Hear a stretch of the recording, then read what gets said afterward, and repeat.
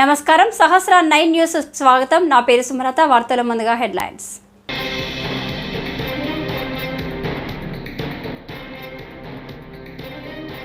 TTD laddu వ్యవహారానికి సంబంధించి supreme court విచారణలో వాస్తవాలు బయటకు వస్తున్నాయని మాజీ మంత్రి వెల్లంపల్లి శ్రీనివాస్.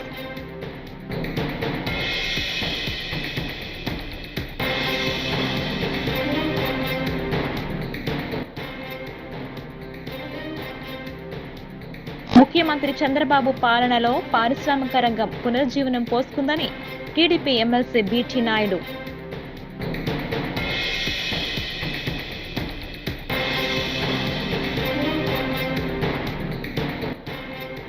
తిరుమల లడ్డూ వివాదంపై వైఎస్ఆర్సీపీ కోర్టుకు వెళ్లడంతో భయపడిన సీఎం చంద్రబాబు సిట్ వేశారని వైఎస్ఆర్సీపీ ప్రధాన కార్యదర్శి సజ్జల రామకృష్ణారెడ్డి.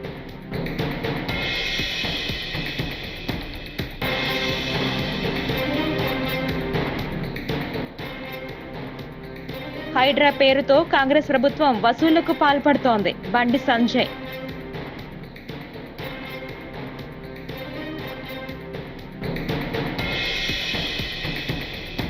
ఇక డీటెయిల్స్ చూస్తే టీటీడీ లడ్డు వ్యవహారానికి సంబంధించి సుప్రీంకోర్టు విచారణలో వాస్తవాలు బయటకు వస్తున్నాయని మాజీ మంత్రి వెల్లంపల్లి శ్రీనివాస్ అన్నారు. సోమవారం మీడియాతో మాట్లాడుతూ కోట్లాది మంది భక్తుల మనోభావాలు దెబ్బతీసే విధంగా ఆరోపణలు జరిగాయన్నారు. రాజ్యాంగబద్ధమైన పదవిలో ఉన్న సీఎం చేసిన వ్యాఖ్యలపై విచారణ చేయాలని డిమాండ్ చేశారు. చంద్రబాబు తరపున న్యాయవాదులు ఆ నెయ్యి ట్యాంకర్లు వాడలేదని కోర్టులో చెప్పారన్నారు. శ్రీవారి భక్తులు కల్తీ ఆరోపణలు చేసినప్పటికీ నుంచి ఆవేదనగా ఉన్నారన్నారు. వెలువడినాయో ఒక వెంకటేశ్వర భక్తుడిగా నాలో ఉన్న ఆవేదన చాలా వరకు తగ్గిందని భావిస్తున్నాను. ఎందుకంటే ఇది దాదాపు కోట్లాది మంది భక్తుల యొక్క మనోభావాల్ని దెబ్బతీసే విధంగా గతంలో మనం చూసాం. కానీ ఈరోజు సుప్రీంకోర్టు విచారణలో చాలా వరకు వ్యాఖ్యలు బయటికి రావడం జరిగింది.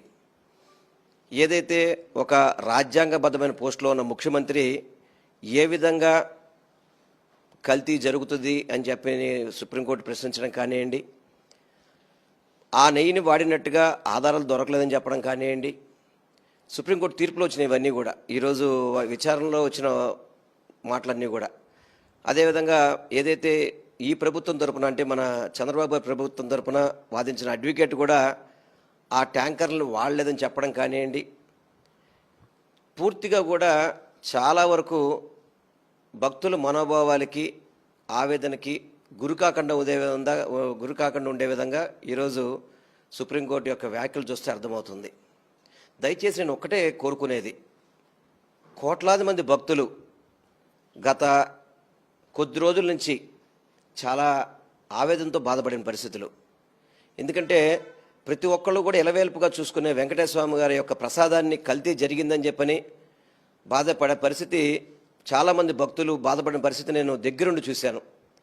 ఈరోజు సాక్ష్యాధారాలతో సహా సుప్రీంకోర్టులో అంటే ఇటు వైవి సుబ్బారెడ్డి గారు కానీ వేనేయండి, లేకపోతే సుబ్రహ్మణ్య స్వామి గారు వేనేయండి, ఇతరులు చాలామంది కూడా దీని మీద సుప్రీంకోర్టులో విచారణకి కోరుకున్న పరిస్థితులు మనం చూసాం.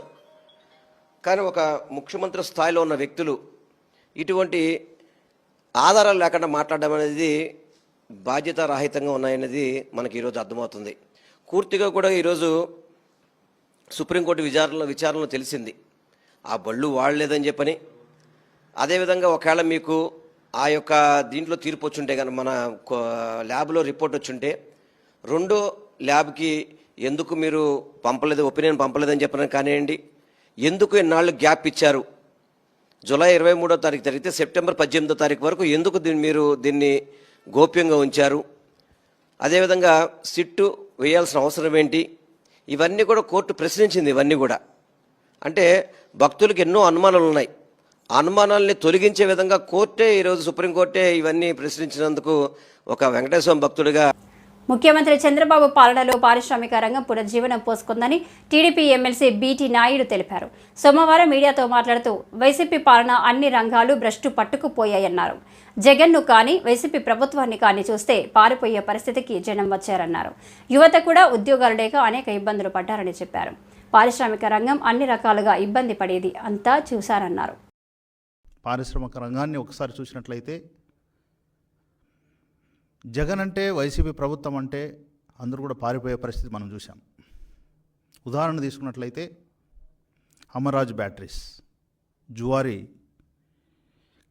కంపెనీస్ వేల కోట్లు మనకు ట్యాక్స్ కట్టి ఎంతో ప్రతిష్టాత్మకమైనటువంటి ఈ కంపెనీస్ జగన్ అంటే భయపడే పరిస్థితి, భయపడి పారిపోయినటువంటి పరిస్థితి. వాళ్ళే కాదు, గత 5 సంవత్సరాలుగా పారిశ్రామిక రంగం మొత్తం కుదేలైపోయి ఉద్యోగాలు లేక యువత అంతా కూడా ఏ రకంగా ఇబ్బంది పడుతున్న విషయం మీ అందరికీ తెలుసు. దీనికి కారణం ఆనాటి ముఖ్యమంత్రి జగన్ రెడ్డి అనుసరించినటువంటి విధానం.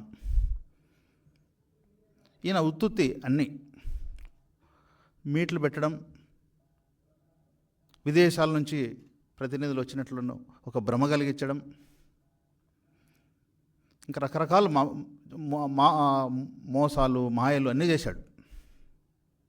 దాని ఫలితంగా ఈరోజు రాష్ట్రం పారిశ్రామిక రంగం అనేది అన్ని రకాలుగా ఇబ్బంది పడే పరిస్థితి మనం చూస్తున్నాం.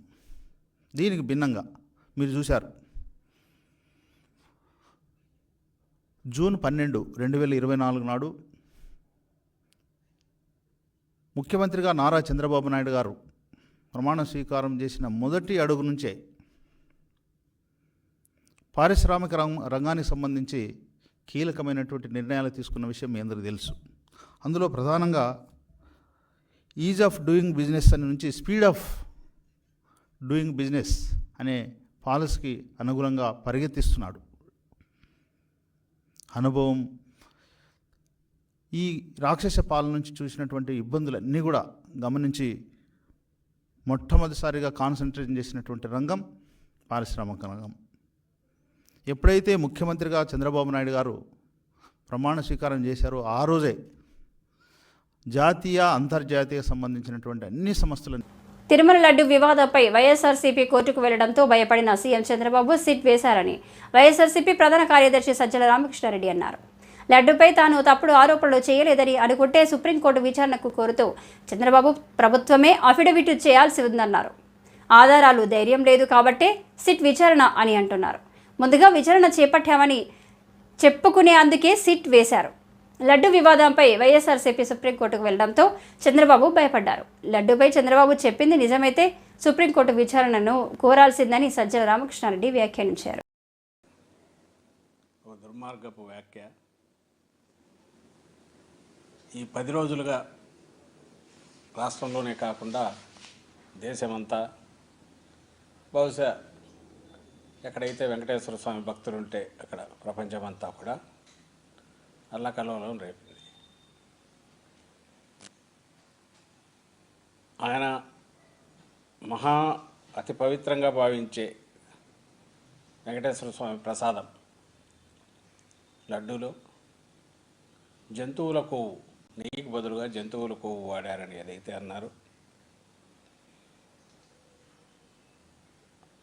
అది భక్తుల మనోభావాలను కోట్లాది మంది దారుణంగా దెబ్బతీయడమే కాకుండా ఒక విశ్వాసం ఏదైతే ఉంటుందో దాన్ని కూడా దెబ్బ కొట్టింది. అది అందరం గమనిస్తున్నాం. ఈ వ్యాఖ్య ఆయన చేయడం, ఆ తరువాత రోజే టీడీపీ ఆఫీస్లో ఒక రిపోర్ట్ అంటూ ఎన్డీడీబీది ఒక రిపోర్టు లీక్ బయటికి పత్రికా సమావేశంలో రిలీజ్ చేయడం, అందులో బీఫ్ టాలో అనే మాట ఇవి ఉండడంతో సహజంగానే అది ఏంటి, పామాయిల్ అండ్ బీఫ్ టాలో ఉన్నాక బీఫ్ టాలోని ఎందుకు, పామాయిల్ ఎందుకు కాకూడదని ఇది కానీ ఇంకోటి రాకుండా, అసలు ఆ ఫిగర్స్ ఏమి ఇండికేట్ చేస్తాయో ఎవరికి తెలియకుండా చిన్నపాటి ఒక ప్రసార సాధనాలు ఏమున్నాయో యూట్యూబ్ ఛానల్స్ దగ్గర నుంచి నేషనల్ ఛానల్స్ దగ్గర నుంచి అన్నీ కూడా ఒకే రకంగా ప్రసాదంలో కల్తీ జరిగిపోయింది, ఘోరం జరిగిపోయింది వైఎస్ఆర్సీపీ పాలన హయాంలో అనే ఒక అపవాదు, బలమైన ఒక అబద్ధాన్ని అన్ని శక్తులు ఏకమై శక్తివంతంగా దాన్ని ముందుకు తోశాయి, చాలా బలంగా తోశాయి. దాని మీద అప్పుడే ఇమ్మీడియట్ తక్షణమే టీటీడీ బోర్డు మాజీ చైర్మన్లు వైఎస్ఆర్సీపీ హయాంలో ఉన్న మాజీ చైర్మన్లు ఇద్దరు కూడా ఖండించడమే కాకుండా దేనికైనా సిద్ధమన్నారు, విచారణకు మేము వెళ్తామన్నారు. ఆ విధంగానే సుబ్బారెడ్డి గారు తర్వాత సుప్రీంకోర్టులో వేశారు. అది విచారణ కూడా వస్తుంది, సోమవారం వస్తుంది అనుకుంటా. దాన్ని అడ్మిట్ చేసుకున్నారు, సోమవారం విచారణకు వస్తుంది. దాని తర్వాత జగన్మోహన్ రెడ్డి గారు 2 సార్లు మీడియాతో మాట్లాడి నిన్న కూడా మాట్లాడారు, అన్ని పూసగుచ్చినట్టు వివరించారు. ఈరోజు నేను చెప్పదలుచుకున్నది అయితే ఈ 10 రోజులైనా ఇంకా 10 ఏళ్ళైనా చంద్రబాబు నాయుడు గారు ఏదైతే కామెంట్ చేశారో, వ్యాఖ్య చేశారో, ఒక దుర్మార్గపు వ్యాఖ్య, ఒక అపచారం ఏదైతే, ఘోరమైన అపచారం ఏదైతే చేశారో, ఆ వ్యాఖ్య తాలూకు ఎఫెక్ట్, ప్రభావం అయితే అంత సులభంగా పోదు.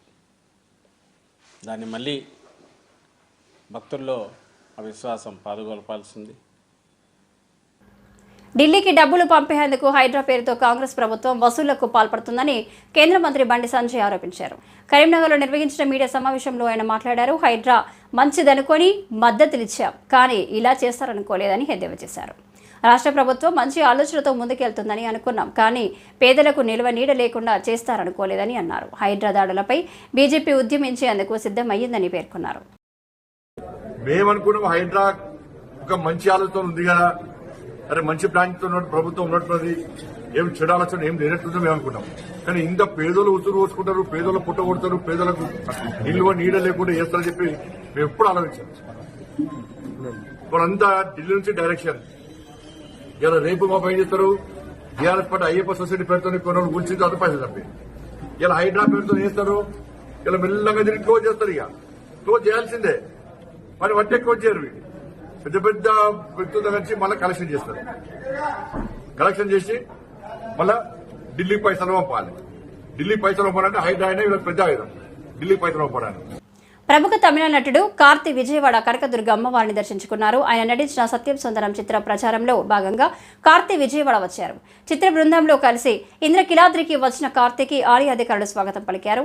అమ్మవారి దర్శనం అనంతరం పండితులు వేదాశీర్వచనం చేసి అమ్మవారి చిత్రపటం ప్రసాదం అందజేశారు. 2013లో ఓసారి దుర్గమ్మను దర్శించుకునేందుకు వచ్చానని కార్తీ చెప్పారు. మళ్ళీ ఇప్పుడు కనకదుర్గమ్మ సన్నిధికి రావడం చాలా సంతోషంగా ఉందన్నారు. ప్రజలంతా సంతోషంగా ఉండాలని ఆకాంక్షించారు. సత్యం సుందరం చిత్రం మంచి ఆదరణ పొందుతుందని సంతోషం వ్యక్తం చేశారు.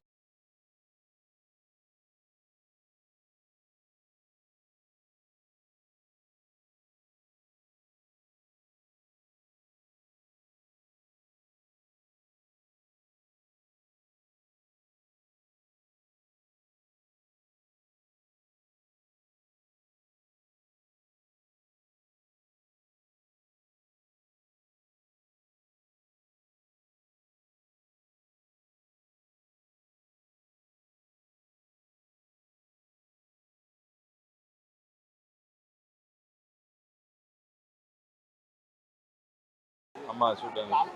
సో ఆఫ్టర్ ఆల్మోస్ట్ 6 years మళ్ళీ వస్తున్నాం. So happy. Sathyam Sundaram cinema ఇప్పుడు రిలీజ్ అయింది, సాటర్డే రిలీజ్ అయింది, చాలా బాగా ఆడుతుంది. Families they're enjoying a lot. ఈరోజు మార్నింగ్ కూడా నాగార్జున గారు ట్వీట్ చేశారు సినిమా చూసి. So very happy. So first ధన్యవాదాలు చెప్పాలి అందరికీ, అమ్మకి. ఆ తర్వాత అందరూ బాగుండాలి. Everybody should be happy, everybody should be prosperous. అదే నా ప్రేయర్, నా కోసం మాత్రం కాదు, ఎప్పుడు నన్ను ప్రే చేస్తుంది అందరి కోసం. Very very happy. Next year అండి, ఇప్పుడే రిలీజ్ అయింది.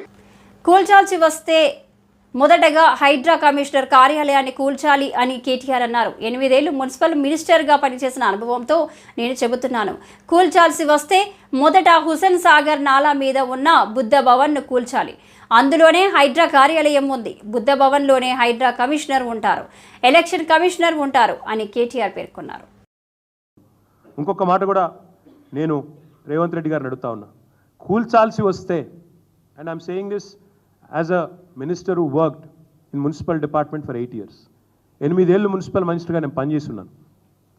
కూల్చాల్సి వస్తే మొదట కూల్చాల్సింది నాలాల మీద ఉన్న వాటిని కూల్చాలంటున్నారు కదా, ఫస్ట్ కూల్చాల్సింది హైడ్రా కమిషనర్ ఆఫీసు. బుద్ధ భవన్ ఏదైతే ఎక్కడైతే హైడ్రా కమిషనర్ కూర్చున్నాడో అదే FTL మీద ఉంది. అసలు FTL అంటారు సార్, నాలా మీద ఉంది. హుసేన్ సాగర్ పక్కనే ఉండే నాలా మీద బుద్ధ భవన్, దానిలోనే ఎలక్షన్ కమిషనర్ ఉంటాడు, యువతల దిక్కు వస్తే హైడ్రా కమిషనర్ ఉంటాడు, అందులోనే విమెన్స్ కమిషన్ ఉంది. ఫస్ట్ ఆ బిల్డింగ్ కొట్టాలి మీరు నిజంగానే కూల్చాల్సి వస్తే. రెండోది ఏం కొట్టాలి తెలుసా మీరు? ఏ జిహెచ్ఎంసీ అయితే పర్మిషన్లు ఇస్తుందో ఆ జిహెచ్ఎంసీ బిల్డింగ్ను రెండోది కొట్టాలి. ఎందుకంటే జిహెచ్ఎంసీ బిల్డింగ్ కూడా నాలా మీదే ఉంది. మరి నువ్వు ఇతరులకు శుద్ధులు చెప్పే ముందు నీ కాడికెళ్ళి మొదలు పెట్టాలి కదా. Charity begins at home. Congress వాళ్ళు ఆ కనుగోలు గారు ఏదో కొత్త టీం పెట్టిండట 500 మందిని పెట్టి ప్రచారం ఎట్లాంటి వీళ్ళంతా ఆక్రమణదారులు, వీళ్ళందరూ కూడా FTLలో కట్టిండ్రు, బఫర్ జోన్లో కట్టిండ్రు.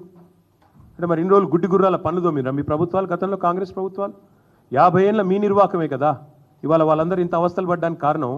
50 ఏళ్లలో ఎన్నడన్నా పట్టించుకున్నారు? ఇగో ఇది 2016లో మా ప్రభుత్వం వచ్చిన తర్వాత ఫస్ట్ టైం హైదరాబాద్లో చెరువులు, వాటి యొక్క FTL, వాటి బఫర్ జోన్లు డ్రా చేస్తూ ఫస్ట్ టైం ఒక జీవో ఇచ్చిన ప్రభుత్వం మా ప్రభుత్వం 2016లో. అంటే అది వరకు 1956 నుంచి 2016 వరకు, అంటే సరిగ్గా 60 ఏళ్ళు ఒక్కరంటే ఒక్క ప్రభుత్వం కాంగ్రెస్ ఉన్నా మిగతా ప్రభుత్వాలు ఉన్నా కనీసం వాటి బౌండరీస్ కూడా డ్రా చేసే ప్రయత్నం చేయలేదు. ఎట్లా వస్తే అట్లా పట్టాలు ఇచ్చారు, రిజిస్ట్రేషన్లు చేశారు, FTL చూడలేదు, బఫర్ చూడలేదు, ఏది చూడలేదు, కట్టిపారేసిండ్రు, ఇచ్చి పారేసిండ్రు. ఈరోజు ఇప్పుడు 2024 సంవత్సరంలో వచ్చి మీరు ఆక్రమణదారులు, మీరు తప్పు చేసిండ్రు. నేను అడుగుతా ఉన్నా, మీకు దమ్ముంటే చేత అయితే మొదలు ఎవరైతే పర్మిషన్ ఇచ్చిండ్రో వాళ్ళ మీద చర్య తీసుకోవాలి. హైకోర్టు కూడా అదే చెప్పింది కదా. ఎవరైతే పర్మిషన్ ఇచ్చిండ్రో ఆనాడు, ఎవరైతే అధికారులు, ఎవరైతే ఆనాడున్న ప్రభుత్వాలు, ఎవరెవరైతే ఈ ఆక్రమణలను మీరు ఈరోజు ఆక్రమణలు అంటున్నారు కదా, వాటిని ప్రోత్సహించిన వాళ్ళు ఉన్నారో మీ ప్రభుత్వాలే గతంలో, వాళ్ళ మీద చర్య తీసుకో. ఎందుకు మరి మేము 2016లో వచ్చి ఈ జీవో ఇచ్చేదాకా ఎందుకు మీ ప్రభుత్వాలు ఎన్నడూ పట్టించుకోలేదని నేను అడుగుతా ఉన్నా. ఇవన్నింటికి మించి లక్షలాది మంది జీవితాలు అంధకారం చేస్తా అంటే ఒక మాట అడుగుతా ఉన్న ముఖ్యమంత్రి, నేను మీ ప్రాధాన్యం ఏంది అసలు? ప్రజలకిచ్చిన మాట నిలబెట్టుకుంటావా? ప్రజలకిచ్చిన మాట ఏంటిది? మీరు రైతులకు రైతు భరోసా అన్నారు, రైతు కూలీలకు నెలకు 1000 రూపాయలు ఇస్తా అన్నారు, ఆటో డ్రైవర్లను బాగా చూసుకుంటాం నెలకు 1000 రూపాయలు ఇస్తా అన్నావు, మహిళా సోదరిమణులను కోటీశ్వరులను చేస్తా అన్నావు, నెలకు 2500 అన్నావు. అది ఏది చేయకపోగా దానికి దేనికి పైసలు లేవట. దానికి మాత్రం పైసలు లేవు, చేతులు రావు, మనసు రాదు. కానీ 1,50,000 కోట్లు ఒక మూసీ ప్రాజెక్టు. నేను ఒకటి అడుగుతా ఉన్నా, మూసీ తిరుమల లడ్డు వివాదంలో సీఎం చంద్రబాబుపై సుప్రీంకోర్టు మండిపడిన విషయం తెలిసిందే. దీనిపై మాజీ మంత్రి ఆర్కే రోజా స్పందించారు. తమ అధినేత జగన్ను టార్గెట్ చేయాలనే చంద్రబాబు ఈ ఆరోపణలు చేశారని చెప్పారు. ఈ వివాదంపై సిబిఐ విచారణకు సుప్రీంకోర్టు ఆదేశాలు ఇవ్వాలని కోరారు. చంద్రబాబు పరిధిలోని సిట్ దీనికి విచారణ జరిపితే నిజాలు బయటకు రావని అభిప్రాయపడ్డారు. భక్తుల మనోభిప్రాయాలను పునరుద్ధరించాలని, దానికి సుప్రీంకోర్టు కలుగజేసుకొని ఇది విచారించి నిజానిజాలు తెలపాలని మొదటి నుంచి మేము కోరుకుంటూనే ఉన్నాం. ఈరోజు సుప్రీంకోర్టు ఈ కేసుని మరి స్వీకరించడం జరిగింది. ఈ కేసులో సుప్రీంకోర్టు కనుక కరెక్ట్ గా విచారిస్తే చంద్రబాబు నాయుడు అన్కో చేసిన అబద్దాలు ఖచ్చితంగా బయటకు వస్తాయి. ఎందుకంటే మీరే చూశారు, చంద్రబాబు నాయుడు లాంటి వాళ్ళు ఒక సీఎం స్థాయిలో ఉండి తప్పు జరిగిందా లేదా అని విచారణ చేయకుండా, ఎటువంటి సాక్ష్యాధారాలు లేకుండా కేవలం జగన్మోహన్ రెడ్డి గారిని టార్గెట్ చేయాలి, ఆయన మీద నింద వేయాలి, ఆయన్ని హిందువులకి దూరం చేయాలన్న ఒక దురుద్దేశంతోనే ఈ యొక్క కామెంట్ చేశాడు అనేది స్పష్టం కాబోతుంది. ఎందుకంటే ఈరోజు సుప్రీంకోర్టు ఈ కేసు తీసుకునేంత వరకు, ఆ డేట్ అనౌన్స్ చేసేంత వరకు సిట్ వేయనే లేదు. అంటే ఉన్నత స్థాయి విచారణ ఎక్కొట్టాలి, ఉన్నత స్థాయి విచారణ జరిగితే తాను చెప్పిన అబద్దం బయటపడుతుందన్న భయంతో సిట్ ని హడావిడిగా ఏర్పాటు చేయడం మనం అందరం కూడా గమనించాలి. మొదటి నుంచి మాకు సిట్ మీద ఎందుకు నమ్మకం లేదు అంటే, తన పరిధిలో ఉన్న సిట్ ని చంద్రబాబు నాయుడు వేస్తే ఆల్రెడీ తను ఒక జడ్జిమెంట్ ఇచ్చేశాడు కాబట్టి దానికి లోబడే అధికారులు అబద్దాలు మాట్లాడతారు, నిజాలు చెప్పరు. ఎందుకంటే ఈరోజు సిట్ లో వేసిన అధికారి అడిషనల్ డీజీ, ఆయన కన్నా పెద్ద ర్యాంక్ లో ఉన్న టీటీడీ ఈఓ, మరి ఐఏఎస్ ఆఫీసరు మొదట మాట్లాడిన స్టేట్మెంట్ కి చంద్రబాబు నాయుడు గారు అబద్దం చెప్పిన స్టేట్మెంట్ తర్వాత మాట్లాడిన దానికి తేడా చూస్తేనే ఈ సిట్ అనేది సిట్ అండ్ స్టాండ్ కి తప్ప దేనికి పనికిరాదనేది అర్థమైంది. అందుకే మేము మొదటి నుంచి అడిగాము, సుప్రీంకోర్టులో విచారణ జరగాలి, సిబిఐకి డైరెక్షన్ ఇచ్చి విచారిస్తే ఖచ్చితంగా మత కల్లోలాలు సృష్టించాలనుకున్న చంద్రబాబు నాయుడు అనుకో అందరికీ కూడా బుద్ధి చెప్పే అవకాశం దొరుకుతుందని. సో ఈరోజు విచారణ స్టార్ట్ అయింది. దీన్ని సిబిఐకి అప్పచెప్పి సిట్టింగ్ జడ్జి పర్యవేక్షణలో మరి విచారణ జరిగితే ఖచ్చితంగా హిందువుల మనోభిప్రాయాల్ని గౌరవించిన వాళ్ళం అవుతాం, పునరుద్ధరించిన వాళ్ళం అవుతాం. లేకపోతే చంద్రబాబు నాయుడు బాపట్ల పట్టణంలో 2 టౌన్ పోలీస్ స్టేషన్ ఏర్పాటు చేయాలని బహుజన్ సమాజ్ పార్టీ నియోజకవర్గ ఇన్ఛార్జ్ గుదే రాజారావు పేర్కొన్నారు. సోమవారం కలెక్టరేట్ ఎదురు ఆయన మీడియాతో మాట్లాడారు. బాపట్ల రైలుపేట, ఎంఆర్ నగర్, ఉప్పరపాలెం, బేతనీయ కాలనీ తదితర 6 వార్డులు కలిపి 2 టౌన్ పోలీస్ స్టేషన్ ఏర్పాటు చేయాలని జిల్లా ఎస్పీకి వినతి పత్రం అందించినట్లు ఆయన పేర్కొన్నారు. జనాభా పెరుగుదల, శాంతి భద్రతల దృష్ట్యా అవసరమన్నారు.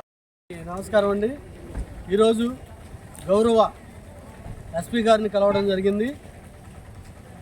బాపట్ల టౌన్లో, బాపట్ల జిల్లా head quarter, Bapatla parliament head క్వార్టర్లో 2 టౌన్ పోలీస్ స్టేషన్ ఏర్పాటు చేయాలని, పెరుగుతున్న జనాభా దృష్ట్యా, డెవలప్ అవుతున్న పరిసర ప్రాంతాల దృష్టి పెట్టుకొని రైల్వే ట్రాక్ అవతల ఏరియా మొత్తం, రైలుపేట ఏరియా మొత్తం, ఎంఆర్ నగరు, బృందావన కాలనీ సుమారుగా 6-7 వార్డులు కలిపి ఒక 2 టౌన్ పోలీస్ స్టేషన్ ఏర్పాటు చేయాలని గౌరవ ఎస్పీ గారికి అర్జీ చేయడం జరిగింది.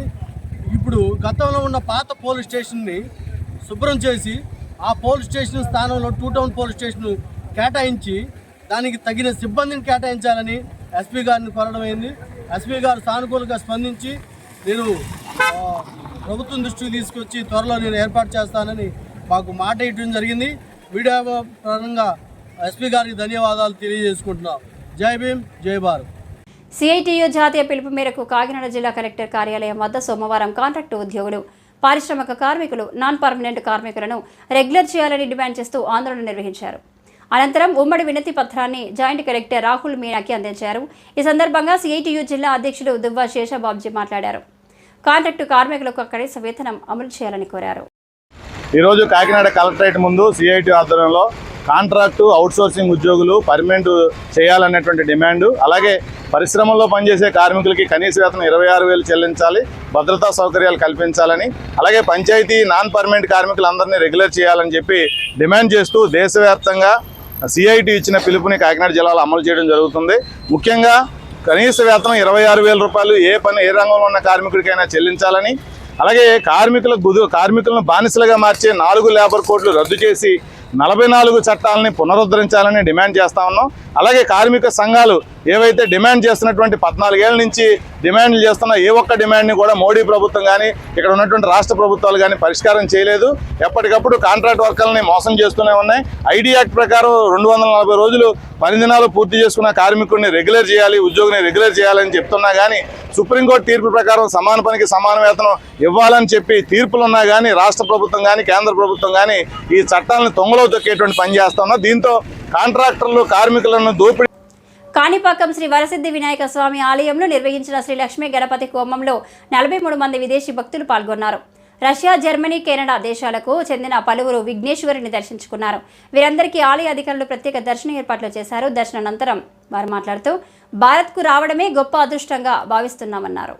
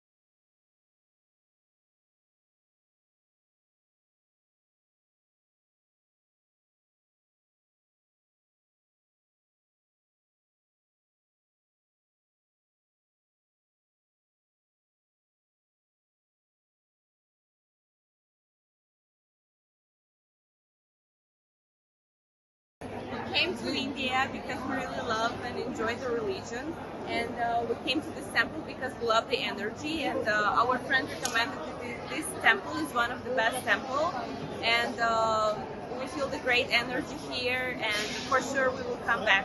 Thank you. 43. Yes. Most of the people came from Russia. I came from America. Some people came from Canada. Russia, Canada, America, Germany. Thank you so much. రాబోయే పండుగలకు చేనేత వస్త్రాలనే కొనుగోలు చేసి నేతన్నలకు అండగా నిలబడదామని ముఖ్యమంత్రి చంద్రబాబు సతీమణి నారా భువనేశ్వరి పిలుపునిచ్చారు. పండుగల్లో వాటిని ధరించుదామన్నారు. నూలు పోగుతో అద్భుతాలు సృష్టించే చేనేతలు కూడా మరింత ఆనందంగా పండుగ చేసుకునేలా చేద్దామని తెలిపారు.